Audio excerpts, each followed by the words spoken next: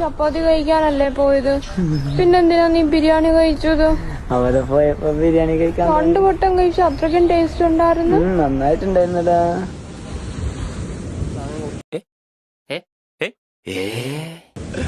കുയ്യാനൊക്കെ ഉണ്ടാക്കിയതാ.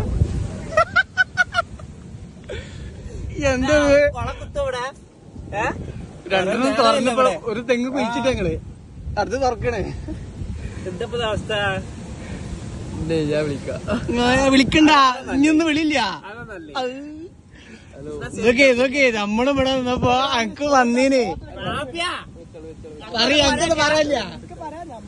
നമ്മള് വന്നത് പള്ളക്ക് എഴുതി കൊടുത്തല്ല. നമ്മളെ വണ്ടേ ചെയ്യുമ്പോഴാണ് എല്ലാം തെറ്റ്. ഇന്ത്യ ഒന്ന് പറയല്ലെങ്കിൽ